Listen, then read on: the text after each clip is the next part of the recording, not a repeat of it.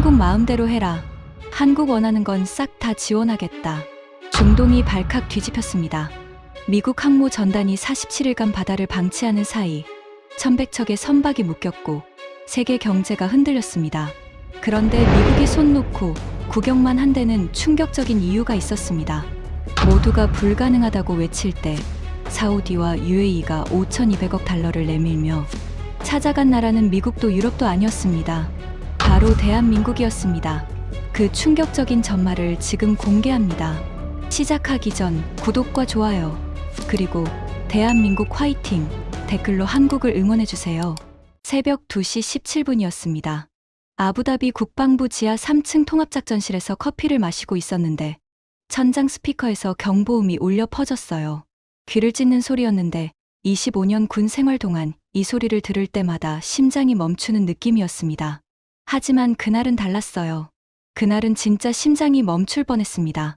저는 칼리드 알 마크툼이라고 합니다. UAE 국방부 차관이에요. 영국 샌더스트 육군사관학교를 졸업하고 25년간 이 나라의 안보를 책임져 왔습니다. 걸프전 때 소대장으로 사막에서 총을 들었고 그 이후로 이 자리까지 올라왔는데 전쟁이 무엇인지, 평화가 얼마나 비싼 것인지 뼈로 알고 있는 사람이에요. 작전실 문을 박차고 들어갔을 때 20명이 넘는 장교들이 이미 스크린 앞에 모여 있었습니다. 대형 전술 화면에 붉은 점들이 빠르게 움직이고 있었는데 저는 그 화면을 보는 순간 등골이 서늘해졌어요. 붉은 점이 48개였습니다. 48개가 동시에 호르무즈 해협을 향해 날아오고 있었어요. 작전국장 하산 준장이 달려와서 보고했습니다. 차관님, 미확인 비행체 48대가 세 방향에서 동시에 접근 중입니다. 북동쪽에서 18대, 동쪽에서 16대, 남동쪽에서 14대. 전부 저고도로 날아오고 있습니다. 저는 물었어요. 목표물이 뭐냐고요. 유조선 3척과 LNG, 운반선 2척입니다. 해협 중간 지점을 통과 중이었습니다. 손가락 끝이 차가워졌습니다. 유조선 3척이면 적재량만 600만 배럴이에요. 거기에 LNG, 운반선까지. 이게 전부 타격당하면 국제 유가가 하루 만에 천장을 뚫을 거였습니다. 그때 제 시선이 화면 오른쪽 하단으로 갔는데 심장이 쿵 내려앉았어요. 거기에 파란색 아이콘이 떠 있었습니다. 제가 3년 전에 목숨을 걸고 도입한 무기체계였어요. 한국이 만든 천궁방공 시스템이었습니다. 3년 전 그 결정을 떠올리면 지금도 손에 땀이 납니다. 당시 미국이 패트리어트를 밀어붙였는데 한 포대에 12억 달러를 불렀어요. 12억 달러요. 그런데 한국 천궁은 같은 성능의 4억 달러였습니다. 3분의 1 가격이었어요. 저는 회의석상에서 천궁을 추천했는데 그날 벌어진 일을 잊을 수가 없습니다. 미국 대사 리처드 브래들리가 국방장관실에 직접 찾아왔어요. 양복 단추를 풀면서 소파에 앉더니 다리를 꼬고 말했습니다. 칼리드, 자네 정신이 있나? 전쟁터에서 검증도 안 된 아시아 장난감에 국가 안보를 걸겠다고? 장난감이라고 했습니다. 한 나라가 10년을 투자해서 만든 최첨단 방공 시스템을 장난감이라고 불렀어요. 저는 주먹을 쥐었지만 참았습니다. 브래들리는 계속 말했어요. 패트리어트가 걸프전에서 뭘 했는지 잊었나? 미국 기술이 중동을 지켜왔어. 한국이 뭘 지켜봤나? 자기 나라 하나 제대로 못 지키면서. 그 순간 회의실에 있던 장교들 시선이 전부 저한테 꽂혔습니다. 브래들리가 웃으면서 일어나더니 제 어깨를 톡 치고 나갔는데 그 뒷모습을 보면서 이를 악물었어요. 하지만 저는 결정을 바꾸지 않았습니다. 한국 기술진이 보여준 데이터를 믿었거든요. 천궁의 동시 교전 능력, 반응 속도, 인공지능 기반 자동 추적 알고리즘. 숫자는 거짓말을 하지 않았습니다. 그리고 3년 후인 지금 그 결정이 시험대에 올랐어요. 작전실 화면에서 붉은 점들이 우리 해안선을 향해 점점 가까워지고 있었습니다. 48대의 드론이 시속 350km로 접근하고 있었는데 선박 타격까지 남은 시간이 8분이었어요. 저는 소리쳤습니다. 천궁 시스템 상태 보고하라. 방공사령부에서 즉시 응답이 왔습니다. 동부해안기지 제1, 제2포대 정상 가동 중. 자동 교전 모드 대기 상태. 요격 미사일 128발 장전 완료. 제가 명령했어요. 교전을 허가한다고. 화면에서 파란 점이 움직이기 시작했습니다. 천궁 레이더가 48개 표적을 동시에 포착했다는 표시가 떴어요. 그리고 4.7초 후 첫 번째 요격 미사일이 발사됐습니다. 4.7초요. 표적 탐지에서 발사까지 4.7초. 저는 그 숫자를 평생 잊지 못할 겁니다. 화면에 하얀 선들이 쏟아져 나갔어요. 미사일이 드론을 향해 날아가는 궤적이었는데 마치 부채꼴처럼 퍼져나가면서 붉은 점을 하나씩 지워나갔습니다. 작전실 전체가 숨을 멈추고 화면을 응시하고 있었어요. 1차 요격, 12대 격추 확인. 5초 후, 2차 요격, 15대 추가 격추. 또 5초 후, 3차 요격, 14대 격추. 나머지 7대 항로 이탈하여 후퇴 중. 저는 다리에 힘이 풀려서 의자에 주저앉았습니다. 48대 중 41대를 격추했고 나머지 7대는 겁먹고 도망쳤어요. 선박 피해는 제로였습니다. 단 한 발의 드론도 목표물에 도달하지 못했어요. 작전실에서 환호성이 터져 나왔습니다. 장교들이 서로 껴안고 있었는데 저는 의자에 앉은 채 화면만 바라보고 있었어요. 파란 아이콘이 조용히 깜박이고 있었습니다. 한국이 만든 천궁이 3년 전 미국 대사가 장난감이라고 조롱했던 그 무기가 48대의 드론으로부터 우리나라를 지켜낸 겁니다. 눈시울이 뜨거워졌습니다. 브래들리, 당신이 장난감이라고 불렀던 그게 오늘 밤 우리 국민을 살렸어요. 당신의 12억 달러짜리 패트리어트가 아니라 한국의 4억 달러짜리 천궁이요. 하지만 기쁨은 오래가지 않았습니다. 이건 시작에 불과했거든요. 진짜 악몽은 미국이 도착하면서 시작됐어요. 드론 공격 소식이 전 세계로 퍼져나가는데 1시간도 걸리지 않았습니다. CNN이 속보를 내보냈고 블룸버그 단말기마다 경보가 울렸어요. 국제 유가가 개장 직후 28% 폭등했는데 뉴욕과 런던 선물 시장에서 서킷 브레이커가 발동됐습니다. 아시아 시장은 아수라장이었어요. 하루 만에 호르무즈 해협을 지나던 선박들이 멈추기 시작했습니다. 처음에는 100척이었는데 사흘 만에 400척으로 불어났어요. 해운 보험사들이 전쟁 위험 할증을 5배로 올렸는데 일부는 아예 보험 인수를 거부했습니다. 보험 없이는 배가 움직일 수 없었어요. 세계 원유 수송량의 35%가 지나가는 바닷길이 막힌 겁니다. 닷새째 되던 날 백악관에서 연락이 왔습니다. 미국이 항공모함 전단을 보내겠다고요. 저는 그 소식을 듣고 안도했어요. 솔직히 말하면 감사하다고까지 느꼈습니다. 세계 최강 해군이 와서 해협을 열어주겠다는데 거부할 이유가 없었죠.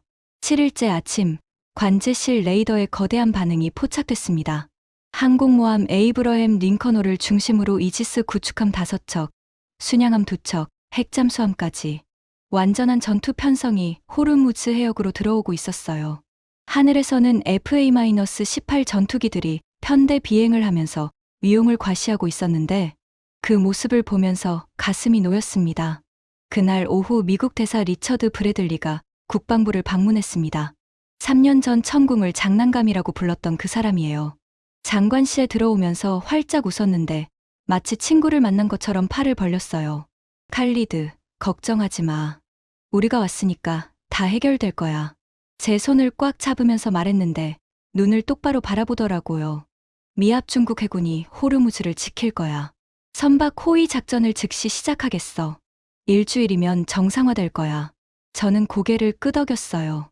브래들리의 눈에서 자신감이 넘쳐흘렀는데 그게 당시에는 믿음직스러워 보였습니다. 그런데 돌이켜보면 그건 자신감이 아니었어요. 오만이었습니다. 국방장관이 물었어요. 천궁 시스템에 대해서는 어떻게 생각하느냐고. 드론 48대를 전부 막아냈다고 설명했더니 브래들리 표정이 순간 굳었습니다. 하지만 금방 웃음을 되찾더니 가볍게 말했어요. 오, 그래? 다행이네. 그래도 이제 우리가 왔으니까 그 시스템은 보조 역할 정도면 충분할 거야. 보조 역할이라고 했습니다. 48대를 전멸시킨 시스템을 보조 역할이라고요. 저는 속이 뒤집어졌지만 아무 말도 하지 않았어요. 미국 함대가 문제를 해결해 줄 거라고 믿었으니까요. 에너지부에서 긴급 회의가 열렸는데 분위기가 밝았습니다. 에너지 장관이 보고했어요. 미해군 사령부와 협의 완료됐습니다. 이틀 내로 선박 호위 작전이 시작됩니다. 일주일이면 적체가 상당 부분 해소될 겁니다. 장관들 얼굴에 안도감이 번졌어요. 국제 유가도 반응했는데 미함대 도착 소식에 8% 하락했습니다. 시장이 미국을 믿고 있다는 신호였어요. 저도 그날 밤 집에 돌아와서 처음으로 편하게 잠들었습니다. 하지만 이틀이 지나도 호위 작전은 시작되지 않았어요. 나흘이 지나도 마찬가지였습니다. 일주일이 됐는데 미해군은 해협 주변을 순찰만 하고 있었어요. 전투기가 이륙하고 구축함이 돌아다녔지만 정작 선박 한 척도 호위하지 않았습니다. 대기 선박은 600척을 넘어섰고 에너지 시장은 다시 불안에 빠졌어요. 저는 불안해지기 시작했습니다. 뭔가 이상했거든요. 20일째 1000척을 돌파했습니다. 하루에 묶인 선박들이 입는 손실만 9억 달러였어요. 47일째가 됐을 때 대기 선박은 1100척에 달했습니다. 호르무즈 해협 입구부터 페르시아만 안쪽까지 선박들이 꽉 들어차 있었는데 위성 사진으로 보면 바다가 배로 덮여 있는 것처럼 보였어요. 미국 함대는 여전히 순찰만 하고 있었습니다. 47일 동안 단 한 척의 선박도 호위하지 않았어요. 세계의 바다가 멈춰 있었습니다. 47일째 되던 날 오후, 저는 에너지부 건물 1층 카페테리아에서 오래된 친구를 만났습니다. 마이클 로저스. 미국 대사관 군사무관이었는데 저와 샌더스트 동기였어요. 같은 막사에서 2년을 보낸 사이였는데 졸업 후 각자의 길을 갔고 20년 만에 아부다비에서 다시 만난 거였습니다. 마이클은 심하게 수척해져 있었어요. 눈 밑이 검었고 넥타이가 비뚤어져 있었는데 커피를 3잔째 마시고 있었습니다. 저는 조심스럽게 물었어요. 마이클, 솔직하게 말해줘. 왜 47일이나 지났는데 호위 작전이 안 시작되는 거야? 마이클이 커피잔을 내려놓았습니다. 손이 떨리고 있었어요. 주위를 둘러본 다음 목소리를 낮췄는데 거의 속삭이는 수준이었습니다. 칼리드, 이건 공식 발언이 아니야. 친구로서 하는 말이야. 저는 고개를 끄덕였어요. 호위 작전은 시작되지 않을 거야. 심장이 멈추는 것 같았습니다. 뭐라고 되물었는데 목소리가 떨렸어요. 마이클이 테이블 위에 놓인 냅킨을 만지작거리면서 말했습니다. 워싱턴은 이 위기를 해결할 생각이 없어. 오히려 관리하고 있어. 관리라고요? 사람이 죽고 세계 경제가 흔들리는데 관리한다고요? 마이클이 설명하기 시작했는데 들을수록 피가 거꾸로 솟았습니다. 미국은 지금 세계 최대 에너지 수출국이야. 셰일혁명 이후로 석유도 천연가스도 수출하고 있어. 호르무즈가 막혀서 중동 물량이 줄면 미국산 에너지 가격이 올라가. 미국 에너지 기업들이 역대급 수익을 올리고 있다고. 저는 손에 힘이 들어갔습니다. 커피잔을 너무 세게 잡아서 손가락이 하얘졌어요. 그러니까 미국이 일부러 해협을 안 열어주고 있다는 거야? 마이클이 고개를 끄덕였어요. 정확히는 완전히 막지도 않고 완전히 열지도 않는 거야. 적당한 긴장 상태를 유지하는 게 미국한테 가장 이득이거든. 에너지 가격은 적당히 높게 유지되고 중동 국가들은 미국 안보 우산에 더 매달리게 되고 저는 의자 등받이에 기대면서 천장을 올려다봤습니다. 형광등 불빛이 눈에 쏟아졌는데 머릿속이 하얘졌어요. 항모 전단은 뭐야? 그 거대한 함대는 왜 보낸 거야? 마이클이 입꼬리를 비틀면서 대답했어요. 쇼야. 세계한테 미국이 노력하고 있다는 걸 보여주는 쇼. 동맹국들은 미국이 뭔가 하고 있다고 생각하고 적들은 미국 군사력을 의식하고 실제로 아무것도 안 해도 목적은 달성되는 거야. 저는 물었습니다. 그럼 1100척은 어떻게 되느냐고요. 사람들이 죽어가고 있는데 그걸 그냥 보고만 있는다는 거냐고요. 마이클이 한숨을 깊게 내쉬면서 대답했어요. 칼리드, 이건 제로섬 게임이야. 미국 에너지 기업들이 분기 수익 신기록을 세우고 있어.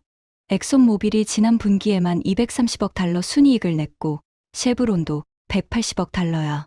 워싱턴 로비스트들이 매일 의회를 돌아다니면서 현상 유지를 주장하고 있다고. 저는 자리에서 일어났습니다. 더 이상 앉아 있을 수가 없었어요. 마이클이 팔을 잡았는데 제 눈을 똑바로 보면서 마지막으로 한마디 했습니다. 그리고 하나 더. 브래들리가 너한테 했던 천궁 이야기 있잖아. 장난감이라고 했던 거. 그거 개인 의견이 아니었어. 뭔 소리냐고 물었더니 마이클이 대답했어요. 워싱턴 지시였어. 중동 국가들이 한국 무기를 도입하면 미국 방산업체 매출이 줄잖아. 로키드 마틴 혼자 중동에서 연간 280억 달러를 벌고 있는데 한국 무기가 치고 들어오면 그 시장을 뺏기는 거야. 패트리어트 한 포대 12억 달러인데 천궁은 4억 달러야. 가격 경쟁이 안 되니까 다른 방법을 쓰는 거지. 저는 마이클의 손을 뿌리치고 카페테리아를 나왔습니다. 복도를 걸으면서 주먹을 쥐었는데 손톱이 손바닥에 박혔어요. 하지만 아프지 않았습니다. 분노가 고통을 삼켜버렸거든요. 엘리베이터를 타고 올라가면서 유리창 너머로 페르시아만을 바라봤습니다. 저 멀리 수평선이 보였는데 거기에 천백척의 선박이 떠 있었어요. 움직이지 못하고 갇혀 있었습니다. 그리고 그 근처 어딘가에 미국 항공모함이 있었는데 47일 동안 손가락 하나 까딱하지 않고 있었어요. 구원자인 줄 알았습니다. 동맹인 줄 알았습니다. 그런데 아니었어요. 처음부터 아니었습니다. 브래들리가 웃으면서 다 해결해주겠다고 했을 때 그건 거짓말이었어요. 함대를 보내놓고 아무것도 안 한 47일은 계산된 방치였습니다. 우리 경제가 흔들리는 동안 미국 기업들은 역대급 수익을 올리고 있었고 워싱턴은 그걸 즐기고 있었어요. 사무실 문을 닫고 의자에 앉았을 때 손이 떨리고 있었습니다. 분노 때문만은 아니었어요. 두려움 때문이기도 했습니다. 미국을 믿을 수 없다면 우리는 누구를 믿어야 하는 걸까요? 천백척의 배가 묶여 있고 세계 경제가 흔들리고 공격은 언제든 다시 올 수 있는데 미국이 답이 아니라면 답은 어디에 있는 걸까요? 창밖으로 해가 지고 있었습니다. 페르시아만 위로 붉은 노을이 퍼지고 있었는데 아름다운 풍경이었어요. 하지만 저 바다 아래에는 천백척의 배가 갇혀 있었고 미국 함대는 구경만 하고 있었습니다. 그리고 저는 47일 동안 속았다는 사실을 이제야 깨달았어요. 하지만 진짜 이야기는 여기서부터였습니다. 그 답을 찾아가는 과정에서 저는 한국이라는 나라를 완전히 다른 눈으로 보게 됐거든요. 3년 전 천궁을 도입할 때만 해도 그냥 가성비 좋은 무기를 만드는 나라라고 생각했습니다. 하지만 그건 제가 몰랐던 거예요. 한국이 뭘 할 수 있는 나라인지 그때는 상상도 못했습니다. 마이클에게서 진실을 들은 지 사흘 후 제 휴대전화에 암호화 메시지가 왔습니다. 발신자는 국방장관 직속 비서실이었는데 내용은 단 2줄이었어요. 내일 오전 8시 아라인 외곽 별궁 휴대전화 반입 금지.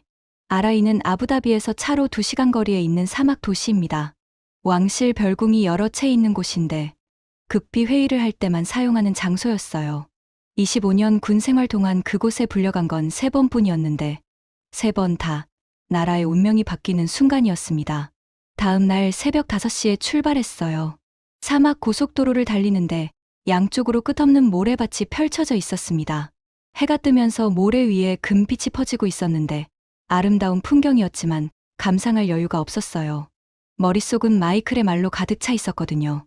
미국이 일부러 해협을 안 열어준다는 사실, 우리가 속았다는 사실. 그 생각을 하면 핸들을 잡은 손에 힘이 들어갔습니다. 별궁 입구에서 보안 검색을 3번 받았어요. 금속 탐지기, 가방 전수 검사, 심지어 시계까지 확인했는데 들어가는데 40분이 걸렸습니다. 회의실로 안내받았을 때 이미 사람들이 와 있었는데 그 면면을 보고 입이 벌어졌어요. UAE 에너지 장관, 외교 장관, 경제 장관이 있었고 국방장관도 와 있었습니다. 그런데 놀라운 건 그 옆에 앉아 있는 사람들이었어요.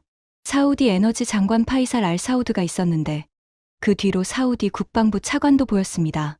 오만 외교 장관과 카타르 에너지부 수석자문도 왔어요. 걸프 협력회의 핵심 4개국 고위 관료들이 한자리에 모인 겁니다. 이건 단순한 회의가 아니었어요. 이건 결정이었습니다. UAE 에너지 장관 라시드가 회의를 열었는데 목소리가 가라앉아 있었어요. 여러분, 우리가 왜 여기 모였는지 다들 아실 겁니다. 47일입니다. 미국 함대가 온 지 47일이 됐는데 선박 한 척도 호위하지 않았습니다. 회의실이 무거운 침묵에 빠졌어요. 현재 호르무즈 해협에 묶인 선박이 1100척입니다. 하루 손실이 9억 달러예요. 47일이면 총 423억 달러가 바다 위에서 증발한 겁니다. 사우디 장관 파이살이 이를 악물면서 보태었어요. 사우디 원유 수출이 하루 380만 배럴 감소했습니다. 한 달 손실이 130억 달러입니다. 비전 2030 프로젝트 3개를 중단해야 할 판입니다. 오만 외교 장관도 발언했습니다. 오만은 호르무즈 바로 옆입니다. 우리 항구도 마비됐어요. 수산업자들이 배를 못 띄우고 있습니다. 소규모 어민들이 생계를 잃고 있어요. 카타르 자문관이 추가했어요. 카타르 LNG 수출의 85%가 호르무즈를 통과합니다. 아시아 바이어들이 계약 물량을 못 받고 있어요. 위약금 소송이 17건 접수됐습니다. 저도 국방 분야를 보고했습니다. 군사적으로도 심각합니다. 드론 공격이 언제든 재개될 수 있는데 미해군이 방어 의지를 보이지 않고 있습니다. 다행히 천궁 시스템이 첫 공격을 막았지만 대규모 미사일 공격까지 오면 방공망만으로는 한계가 있습니다. 에너지 장관 라시드가 테이블을 한번 두드리면서 말했어요. 정리하겠습니다. 미국은 해결할 의지가 없습니다. 이건 제 개인 의견이 아니라 47일간의 사실이 증명하는 겁니다. 우리 스스로 방법을 찾아야 합니다. 사우디 파이살이 물었어요. 구체적으로 어떤 방법을 말하는 겁니까? 라시드가 서류 봉투를 열면서 대답했습니다. 세계 최고 엔지니어링 기업 4곳에 비밀 제안 요청을 보냈습니다. 호르무즈를 우회하는 대안 경로를 설계해 달라고요. 오늘 그 결과를 듣겠습니다. 회의실 분위기가 달라졌어요. 막연한 분노에서 구체적인 행동으로 넘어가는 순간이었습니다. 저는 등을 굳게 펴고 앉았어요. 답을 찾아야 했습니다. 어떤 답이든. 엔지니어링 기업 대표들이 한 팀씩 회의실로 들어왔습니다. 첫 번째는 미국 벡텔이었어요. 세계 최대 건설 엔지니어링 기업이라는 타이틀을 달고 있는 곳인데 대표로 온 사람은 수석 부사장 데이비드 허친슨이었습니다. 60대 초반의 은발을 넘기고 정장을 빈틈없이 차려입었는데 걸어 들어오면서 회의실을 한번 훑어봤어요. 마치 자기 집 거실에 들어오는 것처럼 편안한 표정이었습니다. 발표를 시작했는데 첫 마디부터 거슬렸어요. 솔직히 말씀드리겠습니다. 노트북을 열면서 지도를 띄웠는데 페르시아만 주변 지형이 표시돼 있었습니다. 우리가 검토한 결과 호르무즈 우회 경로는 3가지입니다. 육상 파이프라인, 복합 운송, 새로운 해상 항로. 결론부터 말하면 전부 비현실적입니다. 화면을 넘기면서 설명했는데 하나하나 불가능한 이유를 나열했어요. 거리가 너무 멀다. 비용이 천문학적이다. 기간이 20년은 걸린다. 말하는 내내 입꼬리가 올라가 있었는데 마치 어린아이한테 산타클로스는 없다고 가르쳐주는 표정이었습니다. 발표가 끝나고 마지막에 덧붙인 말이 가관이었어요. 현실적인 조언을 드리자면 미국과의 안보 협력을 강화하시는 게 가장 효율적인 방법입니다. 패트리어트 추가 도입이라든지 미해군 상시 주둔 계약이라든지 그게 훨씬 싸게 먹힙니다. 저는 이를 악물었어요. 미국 회사가 와서 미국 무기를 사라고 세일즈를 하고 있었습니다. 우리가 대안을 찾겠다고 부른 자리에서요. 두 번째는 프랑스 부이그였어요. 부사장 장피에르 모렐이 들어왔는데 이 사람은 허친슨보다 더했습니다. 발표 자료도 대충 만들어 온 게 눈에 보였어요. 슬라이드가 10장도 안 됐는데 분석 깊이가 얕았습니다. 결론도 똑같았어요. 불가능하다. 하지만 모렐이 마지막에 한 말은 제 피를 끓게 만들었습니다. 참고로 말씀드리면 이런 규모의 프로젝트를 시도한 나라가 역사상 없습니다. 수에즈 운하 확장도 프랑스와 이집트가 100년에 걸쳐 만든 겁니다. 아랍 국가들이 돈이 많다는 건 압니다만 돈만으로 되는 일이 아닙니다. 아랍 국가들이 돈이 많다는 건 안다고. 그 말투에 담긴 경멸이 느껴졌어요. 돈만 많지 기술은 없다는 뜻이었습니다. 회의실에 있던 장관들 표정이 굳었어요. 세 번째는 일본 시미즈 건설이었습니다. 이사 야마모토 겐지가 발표했는데 일본 특유의 정중함을 가장한 거절이었어요. 자료는 상세했지만 결론은 같았습니다. 기술적으로 불가능하지는 않습니다만 현실적 리스크가 너무 큽니다. 사막 환경, 지하수 문제, 해수 증발, 환경 파괴. 저희 추산으로는 최소 1조 2천억 달러에 15년은 걸릴 겁니다. 1조 2천억 달러에 15년. 그 숫자를 들었을 때 회의실 분위기가 가라앉았어요. 희망이 꺼져가는 게 느껴졌습니다. 새 회사 발표가 끝나고 잠시 휴식 시간이 있었는데 사우디 파이살이 한숨을 쉬면서 저한테 말했어요. 칼리드, 결국 미국한테 매달리는 수밖에 없는 건가? 저도 대답할 수 없었습니다. 세계 최고라는 엔지니어링 기업 3곳이 전부 불가능이라고 했으니까요. 하지만 라시드 장관의 표정이 달랐어요. 뭔가 숨기고 있는 것 같았는데 입꼬리가 미세하게 올라가 있었습니다. 휴식이 끝나고 다시 자리에 앉았을 때 라시드가 말했어요. 아직 한 팀이 더 있습니다. 모렐이 놀란 표정을 지었어요. 한 팀 더요? 어느 나라 회사입니까? 라시드가 문을 가리키면서 대답했습니다. 한국에서 온 팀입니다. 그 순간 모렐의 표정이 기억납니다. 눈썹이 올라가면서 코웃음을 쳤어요. 옆에 앉은 벡텔의 허친슨도 비슷한 반응이었는데 고개를 돌려서 야마모토와 눈짓을 교환했습니다. 세 사람의 눈빛에 똑같은 메시지가 담겨 있었어요. 한국, 진심이야? 모렐이 옆 사람한테 속삭이는 걸 제가 들었습니다. 한국이라고? 우리 하청이나 맡기던데 아니야? 저는 주먹을 쥐었어요. 3년 전 브래들리가 천궁을 장난감이라고 불렀을 때와 같은 분노가 치밀어 올랐습니다. 왜 한국이라고 하면 이 사람들은 코웃음부터 치는 걸까요? 문이 열렸습니다. 3명의 한국인 엔지니어가 들어왔는데 정장을 입고 서류 가방을 들고 있었어요. 표정이 침착했습니다. 서구 엔지니어들처럼 여유를 부리지도 않았고 긴장한 기색도 없었어요. 그냥 담담했습니다. 자기가 할 일을 알고 있는 사람들의 표정이었어요. 팀장이 앞으로 나왔습니다. 40대 후반으로 보였는데 이마에 잔주름이 깊었어요. 사막 현장을 많이 뛰어본 사람 특유의 검게 탄 피부였습니다. 인사를 했는데 영어에 한국어 억양이 섞여 있었지만 또박또박 명확했어요. 저희는 다른 답을 가져왔습니다. 노트북을 연결하자 화면에 지도가 떴는데 저는 그 순간 심장이 쿵 뛰었습니다. 이전 새 회사와 완전히 다른 그림이었거든요. 화면에는 페르시아만 서쪽 해안에서 시작해서 UAE와 오만, 국경을 넘어 인도양까지 연결되는 하나의 선이 그려져 있었습니다. 파란색 선이었는데 마치 사막 한가운데 강을 그려놓은 것처럼 보였어요. 한국 팀장이 설명을 시작했습니다. 저희가 제안하는 것은 사막해양회랑 프로젝트입니다. 페르시아만에서 오만해까지 연결되는 210km 복합 인프라입니다. 벡텔의 허친슨이 바로 끼어들었어요. 210km 운하요? 수에즈 운하가 193km인데 그걸 사막에서 새로 파겠다고요? 한국 팀장이 고개를 끄덕였어요. 맞습니다. 다만 단순한 운하가 아닙니다. 다음 슬라이드로 넘겼는데 3D 입체 모델이 나타났어요. 운하 양쪽으로 거대한 파이프라인이 나란히 달리고 있었고 그 위로 송전탑이 세워져 있었습니다. 이건 3가지 기능을 동시에 수행하는 통합 에너지 회랑입니다. 첫째, 선박 운하. 폭 450m, 수심 최대 28m. 25만 톤급 초대형 유조선도 통과할 수 있는 규모라고 했어요. 수에즈 운하보다 여유 있는 설계라고 설명했습니다. 둘째, 원유가스 파이프라인. 운하 북쪽에 원유관 3개, 천연가스관 2개를 건설한다고 했어요. 하루 1200만 배럴 원유와 2억 5천만 세제곱미터 천연가스를 수송할 수 있다고 했는데 페르시아만 전체 수출량의 60%를 감당할 수 있는 용량이었습니다. 셋째, 전력망. 운하 남쪽에 초고압 송전선을 깔아서 걸프 국가들을 정기적으로 연결한다고 했어요. 운하 주변에 태양광 발전소도 건설해서 프로젝트 자체 전력을 공급하고 남는 건 주변국과 나눈다고 했습니다. 모렐이 비웃으면서 물었어요. 그래서 비용이 얼마나 됩니까? 1조? 2조? 한국 팀장이 침착하게 대답했습니다. 5,200억 달러입니다. 회의실이 웅성거렸어요. 시미즈의 야마모토가 1조 2천억이라고 했는데 한국은 절반도 안 되는 금액을 제시한 겁니다. 허친슨이 코웃음을 쳤어요. 5,200억이요? 우리 추산의 3분의 1도 안 되는데요. 계산을 잘못한 거 아닙니까?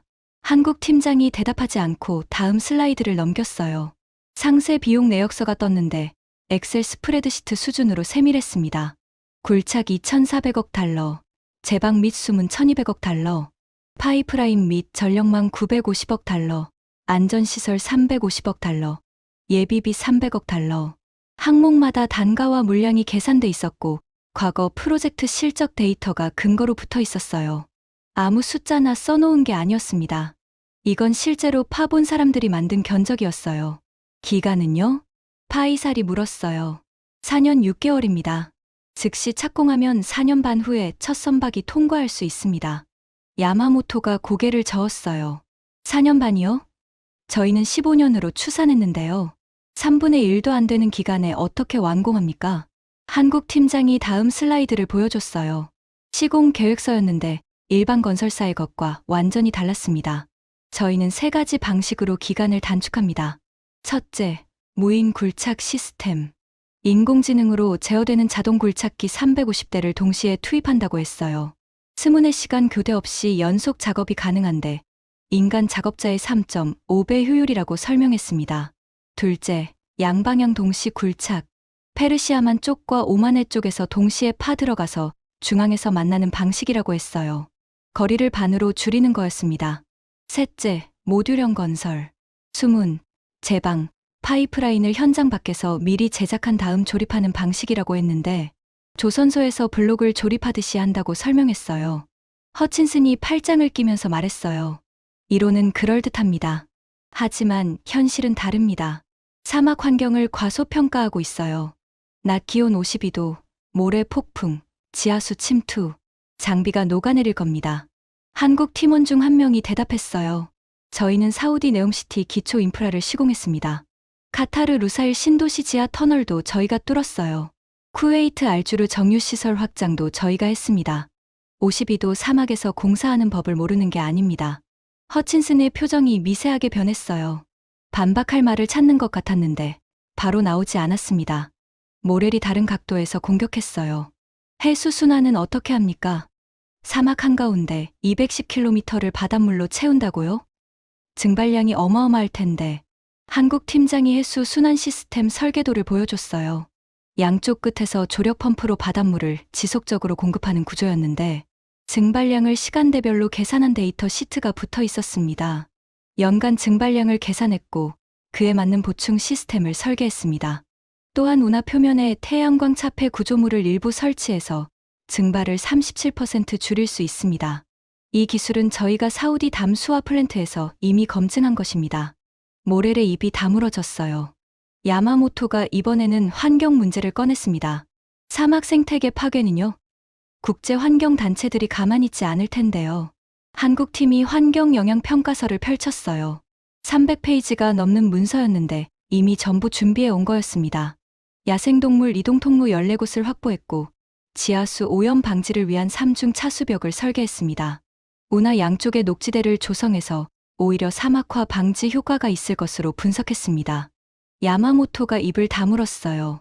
새 회사 대표들이 서로 눈치를 보기 시작했습니다. 처음에 코웃음을 치던 그 여유가 사라지고 있었어요. 그때 모렐이 마지막 카드를 꺼냈습니다. 목소리를 낮추면서 비아냥거리듯 말했어요. 한 가지만 묻겠습니다. 한국이 이 규모의 프로젝트를 해본 적이 있습니까? 도로 깔고 빌딩 올리는 거 말고 이 스케일을 말하는 겁니다. 수에즈급 운하를 처음부터 끝까지 주도한 경험이 있느냐는 겁니다. 말투에 독이 묻어 있었어요.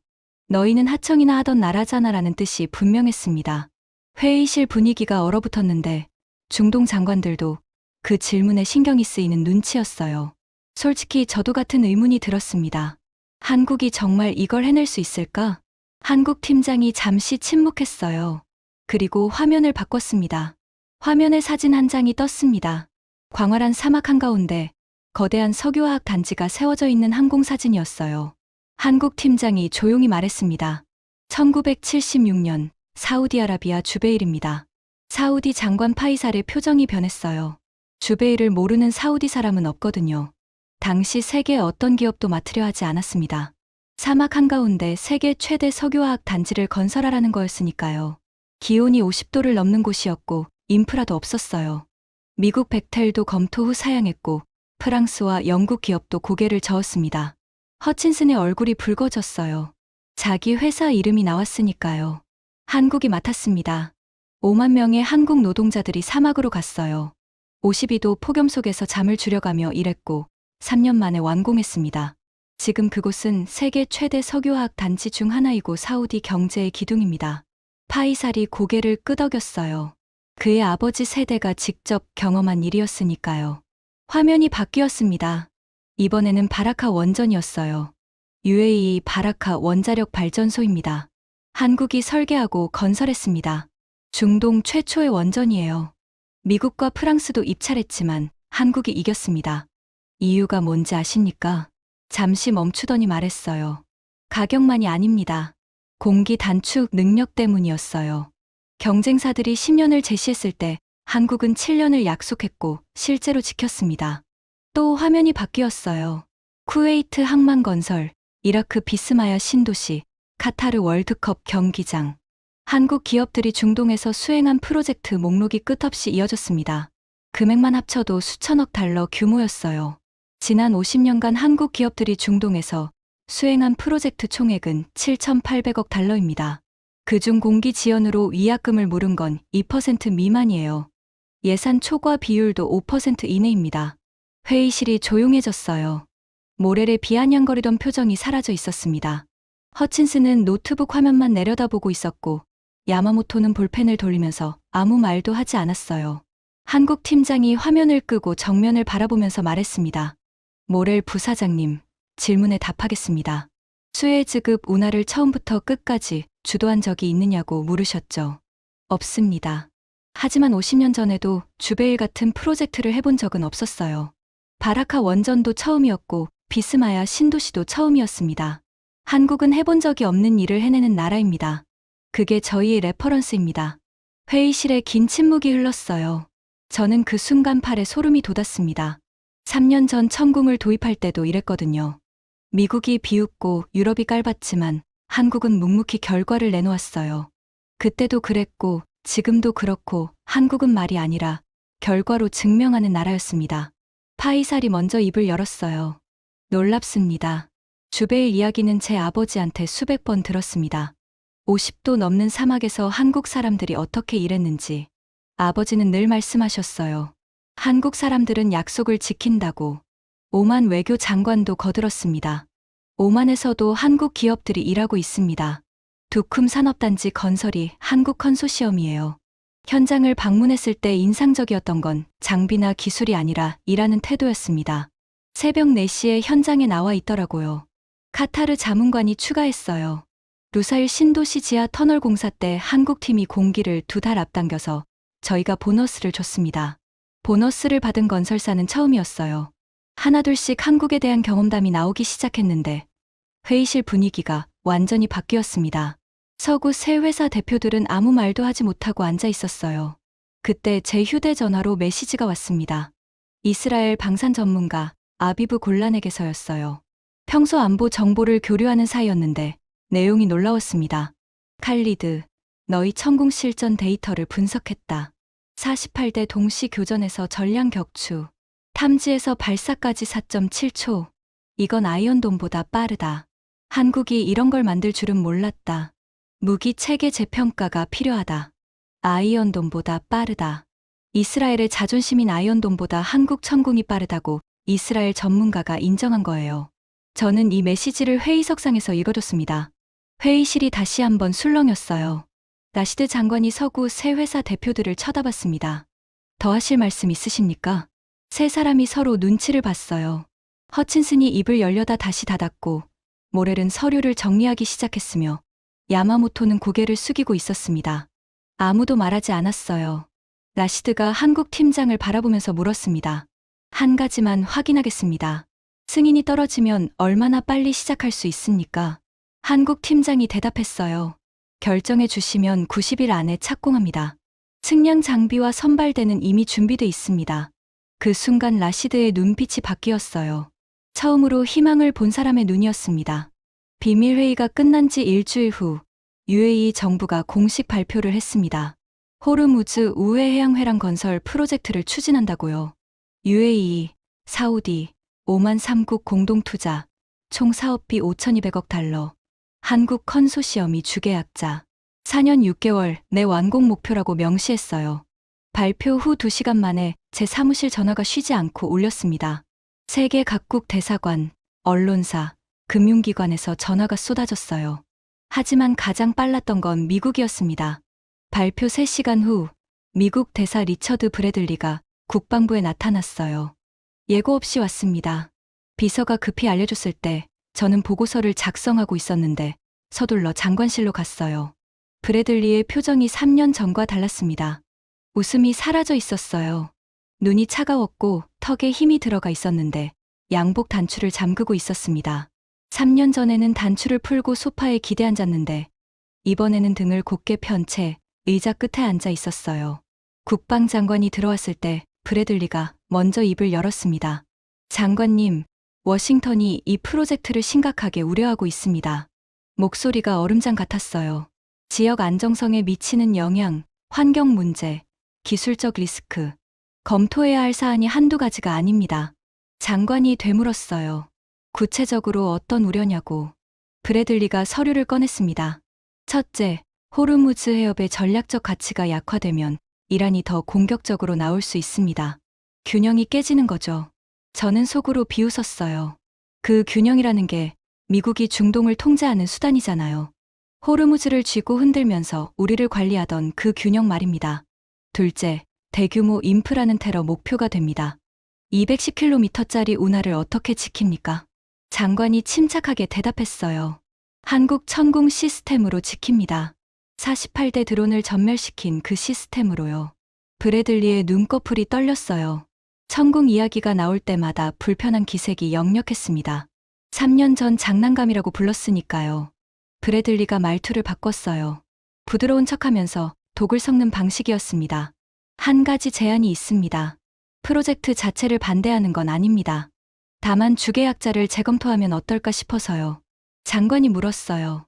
무슨 뜻이냐고. 벡텔이 참여할 수 있습니다.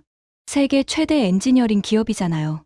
벡텔을 주계약자로 하고 한국은 하청으로 참여시키면 워싱턴의 우려가 상당 부분 해소됩니다. 저는 주먹을 쥐었어요. 또 이러는 겁니다. 한국을 하청으로 내리라고. 당신들이 위에 서겠다고. 3년 전 천공 대신 패트리어트 사라고 했던 것과 똑같은 수법이었어요. 장관이 단호하게 거절했습니다. 대사님, 저희는 이미 한국과 계약했습니다. 한국이 최적의 조건을 제시했고 50년간의 실적이 이를 뒷받침합니다. 변경할 이유가 없습니다. 브래들리의 눈이 가늘어졌어요. 잠시 침묵하더니 자리에서 일어나면서 말했습니다. 유감입니다, 장관님. 그렇다면 워싱턴은 다른 방법을 찾아야겠군요. 다른 방법. 그 세 글자에 담긴 위협이 느껴졌어요. 장관실 문이 닫힌 후 저는 장관과 눈이 마주쳤는데 둘 다 같은 생각을 하고 있었습니다. 이제부터 진짜 싸움이 시작된다고. 그리고 실제로 일주일도 안 돼서 압박이 시작됐어요. 먼저 신용평가사가 움직였습니다. 무디스가 UAE 국채 신용등급을 검토 대상에 올렸어요. 대규모 인프라 투자가 재정 건전성에 미치는 영향을 평가한다는 명목이었는데 타이밍이 너무 절묘했습니다. 사우디와 오만도 같은 조치를 받았어요. 다음은 금융권이었습니다. 월스트리트 대형 은행 3곳이 프로젝트 파이낸싱 참여를 거부했어요. 공개적으로는 리스크가 높다는 이유였지만 실제로는 미국 재무부에서 비공식 압력이 있었다는 소문이 돌았습니다. 서방 언론도 일제히 움직였어요. 뉴욕타임스가 사막 운하의 환경 재앙이라는 제목으로 전면 기사를 실었고 파이낸셜 타임스는 경제성에 의문을 제기했습니다. 로이터는 전문가 인터뷰를 내보냈는데 인터뷰가 전부 미국 컨설팅사 소속이었어요. 마치 짜놓은 것처럼 같은 날 같은 논조의 기사가 쏟아졌습니다. 미국 상원에서 청문회까지 열렸어요. 중동 정책 전문가라는 사람이 증언했는데 이렇게 말했습니다. 이 프로젝트는 호르무즈의 전략적 가치를 약화시킬 것이며 미국의 중동 영향력을 심각하게 훼손할 수 있습니다. 의회 차원의 대응이 필요합니다. 또 다른 증인은 대놓고 한국을 겨냥했어요. 한국이 중동 에너지 인프라를 장악하면 정치적 영향력도 커집니다. 이건 미국 국익에 반합니다. 한국의 역할을 제한해야 합니다. 한국의 역할을 제한해야 한다고 미국 상원에서 대놓고 이런 말이 나온 겁니다. 그리고 가장 노골적인 압박이 왔어요. 미국 재무부가 UAE 국부펀드 담당자에게 비공식 채널로 연락해왔습니다. 내용은 간단했어요. 프로젝트 투자 결정을 재검토하라. 미국 기업 참여 비율을 높여라. 그렇지 않으면 결과를 감당해야 할 것이다. 결과를 감당해야 할 것이다. 동맹국이 동맹국한테 하는 말이 이거였습니다. 에너지 장관 라시드가 긴급 대책 회의를 열었어요. 표정이 지쳐 보였지만 눈빛은 단호했습니다. 서방 자금이 안 들어오면 어떻게 됩니까? 재무 담당자가 계산서를 펼쳤어요. 3국 국부펀드 자금을 최대한 동원하면 가능합니다. UAE 2,100억, 사우디 2,300억, 오만 800억. 다른 투자 계획을 일부 조정해야 하지만 충분히 감당할 수 있습니다. 파이살이 화상으로 참여하고 있었는데 확인했어요. 사우디는 할 준비가 됐습니다. 비전 2030 일부 프로젝트를 1년 미루더라도 이건 해야 합니다.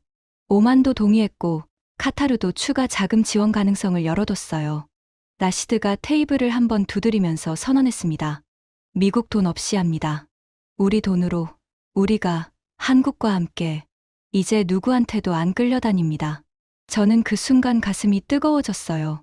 47일간 미국한테 속았던 그 분노가, 천궁을 장난감이라고 불렀던 그 모욕이, 한국을 하청으로 내리라던 그 오만이 전부 이 한마디로 대답을 받은 느낌이었습니다. 하지만 이건 시작이었어요. 결정은 내렸지만 진짜 해야 할 일은 지금부터였습니다. 210km의 사막을 파야 했고 미국의 방해를 뚫어야 했으며 세계가 불가능하다고 비웃는 프로젝트를 4년 반 안에 완성해야 했어요. 한국이 해낼 수 있을까? 그 질문의 답은 사막에서 나왔습니다. 기공식은 결정 후 정확히 87일 만에 열렸습니다. 한국 팀장이 90일 안에 착공하겠다고 약속했는데 3일을 앞당긴 거예요. 이때부터 느꼈어야 했습니다. 이 사람들은 약속보다 빨리 해내는 사람들이라는 걸요. 현장은 아부다비에서 동쪽으로 3시간 거리에 있는 사막이었습니다. 차에서 내렸을 때 눈앞에 펼쳐진 건 지평선 끝까지 이어지는 황금빛 모래밭이었어요. 기온이 47도였는데 숨을 쉬면 폐가 타는 것 같았습니다. 바람이 불 때마다 모래가 날려서 눈을 뜨기 어려웠어요. 그런데 그 한가운데 이미 임시기지가 세워져 있었습니다. 컨테이너 건물 200개가 연결돼 있었는데 숙소, 식당, 의료시설, 지휘소까지 갖춘 작은 도시였어요. 한국 국기와 UAE 국기가 나란히 걸려 있었는데 사막 바람에 펄럭이고 있었습니다. 기공식장에 세 나라 정상이 모였어요. UAE 국왕, 사우디 왕세자, 오만 술탄이 나란히 섰는데 한국 대통령 특사도 함께했습니다. 카메라 셔터가 폭풍처럼 터졌어요. 전 세계 언론 150개사가 왔는데 대부분 실패를 예상하면서 취재하러 온 거였습니다. 국왕이 연설했어요. 오늘부터 우리는 새로운 길을 만듭니다. 누군가에게 끌려가는 길이 아니라 우리가 직접 여는 길입니다. 황금빛 삽으로 첫 모래를 떠올렸을 때 환호성이 터졌고 바로 뒤에서 한국산 굴착기가 시동을 걸었어요. 엔진 소리가 사막을 가득 채웠는데 그 소리가 시작의 신호였습니다. 한국 팀장이 조종석에서 레버를 당기자 거대한 버킷이 모래를 파올렸어요. 첫 번째 삽이 떠졌습니다. 210km의 첫 1m가 파인 거였어요. 서방 언론은 비웃었습니다. BBC는 사막의 신기루라고 제목을 뽑았고 뉴욕타임스는 5,200억 달러짜리 도박이라고 표현했어요. 워싱턴 포스트는 전문가 논평을 실었는데 2년 안에 중단될 것이라고 단언했습니다. 하지만 한국은 말이 아니라 삽으로 대답했어요. 첫 해가 지났을 때 굴착율이 23%를 달성했습니다. 목표의 110%였어요. 무인 굴착기 350대가 24시간 쉬지 않고 파고 있었는데 인공지능이 지형 데이터를 실시간 분석하면서 최적 경로를 잡아줬습니다. 새벽 3시에 현장을 방문한 적이 있는데 기계들이 일사불란하게 움직이고 있었어요. 한국인 기술자들은 모니터 앞에서 커피를 마시며 장비 상태를 점검하고 있었는데 잠을 자는 사람이 한 명도 없었습니다. 왜 안 주무십니까? 제가 물었더니 한국인 엔지니어가 웃으면서 대답했어요. 기계는 24시간 돌아가는데 사람이 자면 안 되죠. 2년째 굴착율 58%, 페르시아만 쪽에서 90km, 오만 쪽에서 85km가 파여 있었어요. 양쪽에서 동시에 파들어가는 모습이 위성사진으로 선명하게 보였는데 CNN이 그 사진을 보도하면서 논조가 바뀌기 시작했습니다. 이건 진짜 될 수도 있다라는 코멘트가 처음 나왔어요. 3년째 서방 언론이 완전히 돌아섰습니다. 블룸버그가 현장 취재를 했는데 기자가 이렇게 썼어요. 사막 한가운데 바다가 만들어지고 있었다. 파여진 골짜기에 물이 채워지기 시작한 구간을 봤을 때 숨이 멎었다. 이건 공학이 아니라 기적에 가깝다. 4년째 양쪽에서 파들어가던 운하가 중앙에서 만났습니다. 연결 지점에서 마지막 벽을 터뜨리는 순간을 저는 현장에서 직접 봤어요. 한국 팀장이 폭파 버튼을 누르자 흙벽이 무너지면서 양쪽 바닷물이 만났는데 물살이 부딪히면서 하얀 포말이 솟아올랐습니다. 한국 기술자 3,500명이 환호했어요. 헬멧을 벗어서 하늘로 던졌는데 사막 한가운데서 그 장면을 보면서 저는 눈물이 났습니다. 불가능하다고 했는데 해냈어요. 백테리, 부이그가, 시미즈가, 서방 언론이, 미국 상원이 전부 안 된다고 했는데 한국은 해냈습니다. 그리고 4년 3개월째. 목표였던 4년 6개월보다 구주나 빨리 완공됐어요. 예산도 5,200억 달러 이내에서 마무리됐습니다. 예산 내, 기한 전 완공. 한국 팀장이 첫날 약속한 그대로였어요. 세계가 경악했습니다. 파이낸셜 타임스가 이렇게 썼어요. 한국이 불가능을 가능으로 바꿨다. 수에즈 이후 인류 최대의 토목 프로젝트를 예산 내, 기한 전에 완수한 건 역사상 처음이다. 개통식 날, 저는 210km 운하 중간 지점에 세워진 수상 무대 위에 서 있었습니다. 5년 전 끝없는 모래밭이었던 곳에 지금은 푸른 바다가 펼쳐져 있었어요. 폭 450m의 수면이 수평선까지 이어지고 있었는데 양쪽 제방 위로 파이프라인이 달리고 송전탑이 서 있었습니다. 사막 한가운데 바다가 흐르고 있었어요. 세 나라 정상이 모였고 한국 대통령도 전용기를 타고 왔습니다. 40개국 대사가 참석했는데 미국 대사 자리도 있었어요.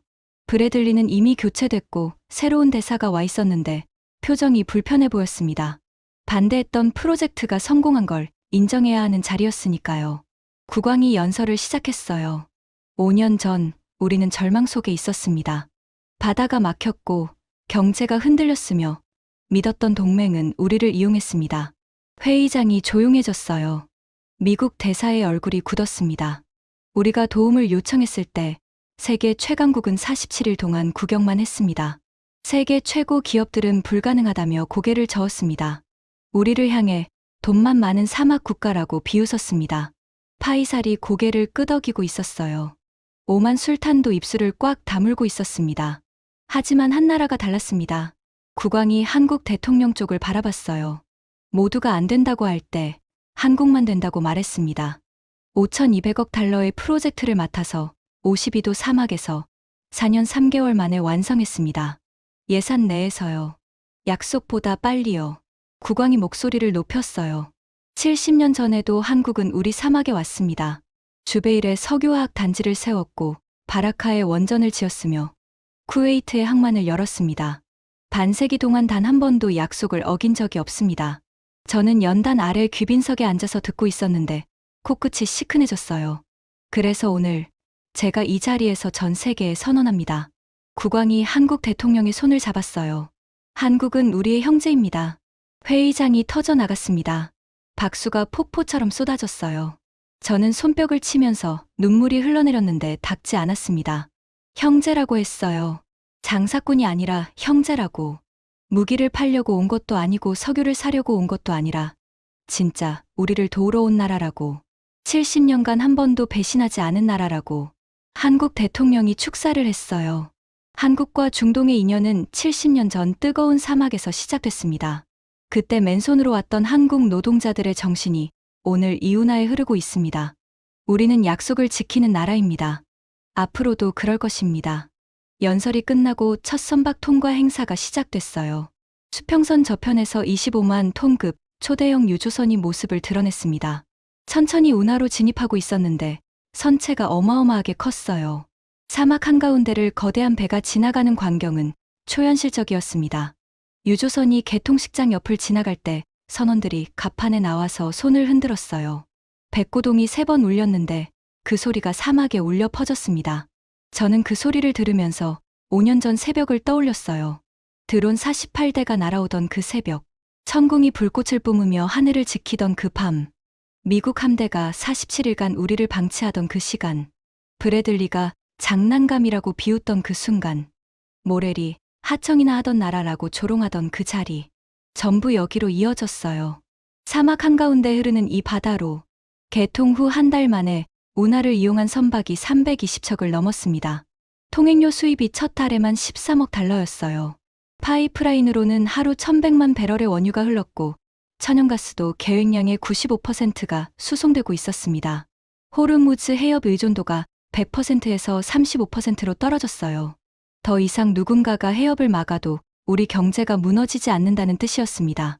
더 이상 미국이 우리가 지켜주니까 너희가 존재하는 거야 라고 말할 수 없게 된 거예요.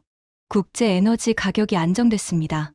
호르무즈 위기 프리미엄이 사라지면서 유가가 정상화됐어요. 세계 경제가 한숨 돌렸는데 그 공이 누구한테 있는지 모르는 사람은 없었습니다. 미국 반응이 재미있었어요. 처음에는 반대하더니 그 다음에는 방해하더니 완공되고 나니까 입장을 바꿨습니다. 미국 에너지 기업들이 운하 이용을 검토하기 시작했고 미국 해운사들도 통행 계약을 요청해 왔어요. 반대하던 사람들이 줄을 서기 시작한 겁니다. 브래들리는 어떻게 됐냐고요? 본국으로 소환됐어요. 중동 정책 실패의 책임을 물어서 경질됐다고 들었습니다. 천궁을 장난감이라고 부르고 한국을 하청으로 내리라고 하고 47일간 바다를 방치한 그 대가였어요. 저는 개통식이 끝나고 사무실로 돌아와서 마지막 보고서를 작성했습니다. 제목은 이랬어요. 호르무즈 해양회랑 프로젝트 최종평가서. 결론 부분에 이렇게 썼습니다. 미국은 바다를 막으려 했고, 한국은 바다를 열어줬다. 미국은 우리를 통제하려 했고, 한국은 우리를 자유롭게 해줬다. 미국은 47일을 방치했고, 한국은 4년 3개월을 뛰었다. 70년 전 주베일 사막에서 맨손으로 일하던 한국 노동자들이 있었다. 그들의 후손이 오늘 같은 사막에 바다를 만들었다. 이건 기술의 승리가 아니다. 약속을 지키는 사람들의 승리다. 한국은 형제다. 이건 외교적 수사가 아니라 70년간의 사실이 증명하는 진실이다. 보고서를 제출하고 사무실 창밖을 바라봤습니다. 아부다비 스카이라인 너머로 해가 지고 있었어요. 저 사막 어딘가에 운하가 흐르고 있었는데 25만 톤급 유조선이 사막을 가로지르고 있을 거였어요. 한국이 만든 바다 위를요. 3년 전 천궁이 48대의 드론을 격추했을 때 저는 한국이 무기를 잘 만드는 나라라고 생각했습니다. 하지만 틀렸어요. 한국은 무기만 잘 만드는 나라가 아니었습니다. 약속을 지키는 나라였어요. 불가능하다는 말 앞에서 고개를 숙이지 않는 나라였고, 돈보다 신뢰를 파는 나라였습니다. 세계가 안 된다고 할 때 한국만 된다고 말했어요. 그리고 진짜 해냈습니다. 그게 한국이었어요. 그게 우리가 형제라고 부르는 이유였습니다. 지금까지 UAE 국방부 차관이 직접 경험한 충격적인 이야기였습니다. 70년간 약속을 지켜온 대한민국의 저력, 자랑스럽지 않으신가요? 이 이야기를 가족과 지인에게 널리 공유해 주세요. 한국의 위대함을 세계에 알리는 건 여러분의 한 번의 공유에서 시작됩니다. 구독과 좋아요도 부탁드립니다. 지금까지 코리아 소울이었습니다. 감사합니다.